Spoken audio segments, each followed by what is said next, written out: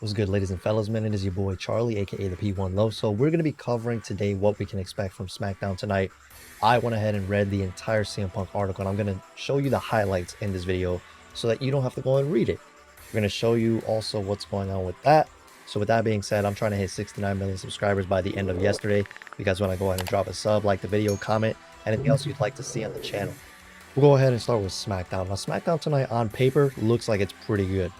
We have a women's match starting things off with two Money in the Bank participants, Io Sky and Zelina Vega, with the LWO in Zelina's corner and Bailey being in Io Sky's corner. Which, by the way, happy belated, it was her birthday yesterday. Give her some love in the comments.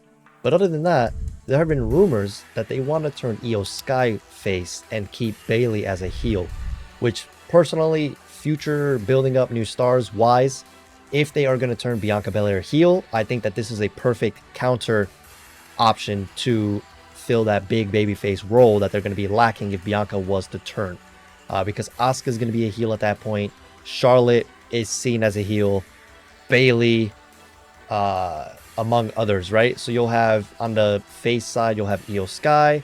You'll have Zelina Vega, Aaliyah when she returns, I'm assuming, among others. So with that being said, that match is going to be pretty interesting. And then, of course, with what happened last week, we saw Karrion Kross putting AJ Styles in a submission.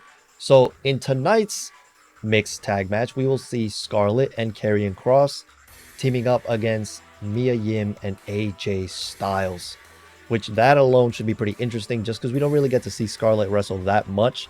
So it will be pretty cool to see what else she can whip out of her bags. What do you mean by that? She did the suplexes last time. She was doing a couple different suplexes actually while she was in the ring. She's a solid wrestler though. And if you guys haven't seen her wrestle, because if you never watched Impact or indie work, she's a pretty solid wrestler. Tonight, we also have a Grayson Waller effect featuring Charlotte Flair. And of course, the host, Grayson Waller. Which again, I am all for him getting TV time by any means necessary.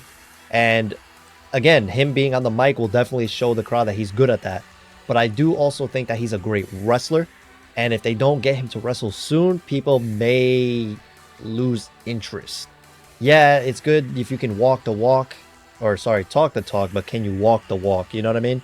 So we definitely need to see him wrestle in some capacity here. Who would you want to be Grayson Waller's first opponent on SmackDown?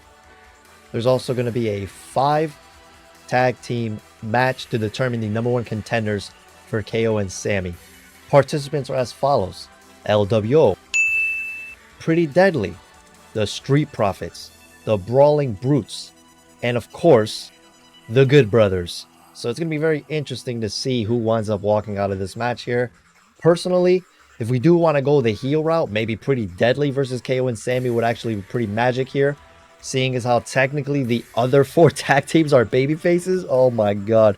There is no heel face balance on SmackDown, bro. As you guys heard earlier, me fumbling over trying to figure out the women in the division. I know I missed a couple, but my god, is it so unbalanced. The same thing with the tag teams here. I mean, let's be real. Who in the tag teams are heel other than Pretty Deadly? There's probably one other tag team I'm forgetting, but that still is a 50% ratio compared to the 4 babyface tag teams. That's literally a 4-to-2 ratio. That's 50%. Oh my god. And as if I couldn't forget, Roman Reigns will be back tonight. And it's going to be very interesting because I hope we get some sort of indication as to who he'll be facing at Money in the Bank. Most likely maybe either a one-on-one or a tag match, seeing as how those are the only usual options with the current storyline. And if history has any indication, we may see him going up against one of the Usos, or him and Solo versus Jimmy and Jey Uso. Let me know what you guys think about that. But more importantly, let me know what you think is going to unfold tonight. The first portion of CM Punk's interview that I found to be a bit interesting was this quote right here from the man himself. And I proceed to have what I think is a garbage match because I'm trying to protect myself on stuff instead of actually just working and trying to put on the best performance I can, Punk said. I'm keeping an eye out. He chopped me in the mouth one time and I'm just like, okay, did you do that on purpose? You chipped my tooth. And I'm like, all right, should I give him a receipt? It changes the dynamic. It poisoned everything for me and it made it all really, really ugly. And that was what set all this off. And here we are over a year later and ain't ish been done about it. Now, if you guys are concerned with who he's speaking of right here, he is speaking of his match against Hangman Adam Page, and this is the spot that he was talking about. Roll it. There it is, right to the face. And then, of course, 3 days after Double or Nothing, Punk broke his foot doing a crowd dive during his entrance. In his return to television August 18th, Punk called out Page during a segment in the ring without anyone knowing he would do it. Now, you guys may remember something notable where I want to say a week or two prior to their match, Hangman Adam Page went out there and essentially said some interesting things. He went on to say, "You talk a big game about workers' rights," Page said on television. "Well, you've shown the exact opposite since you got here. I love this place. I care about this place. This is my home. And this Sunday at Double or Nothing, I will not be defending this championship against you. No, for the first time in my life, I'll be defending All Elite Wrestling from you."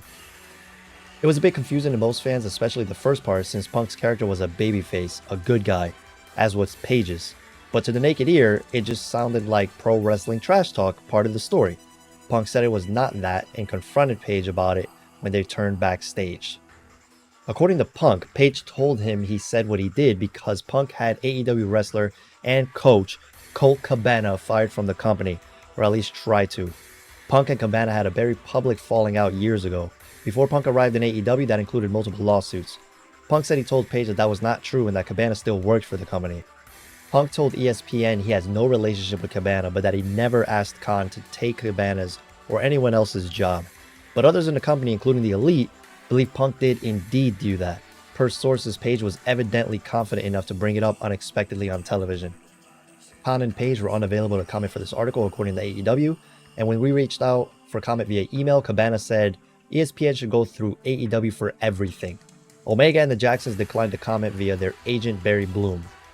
Now, in regards to the famous media scrum, where he brought up Hangman, Colt, he said that he's tired and he works with children, all these extra things. This is what CM Punk had to say. Quote, "The first thing I said to Tony when I sat down with him and I spoke to him after it was, 'Man, I'm really sorry I put you in that position.'"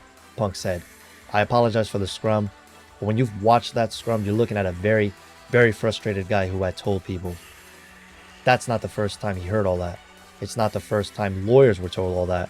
And I was just looking for something to be done and nothing got done. So if you want something done right, you got to do it yourself. And I just didn't approach it in the right manner, but tension was high. I was very pissed. I pretty much knew that I had just injured myself again. I was hurt and I was disappointed. Yeah, it's very easy for me to say I regret that and I handled it the wrong way 100%. Now, if you guys don't know what he's talking about post-match with Jon Moxley where he took the title back and he had he tore his tricep completely off. So that's what he was talking about when he was already annoyed because he knew it happened. Now, after Punk left the news conference, there was a physical altercation involving Punk and his longtime friend and AEW producer Ace Steel, and Omega and the Jacksons, according to multiple reports. No one has discussed exactly what transpired, and Omega said on the Sessions podcast on March 1st that we can't say anything legally. And that is because due to a third-party investigation with a law firm, they essentially could not speak about it because they signed NDAs to do so. Or not do so, depending on how you want to realize that. Basically, they can't talk about it because they signed a contract stating both sides wouldn't.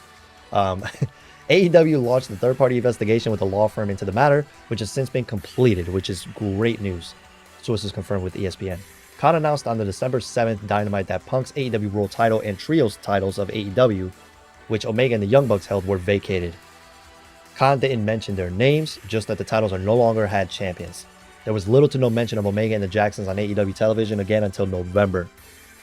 Punk said that he doesn't like saying no comment, but that we are trying to move past what happened that night specifically. I don't think what happened was a big deal, Punk said.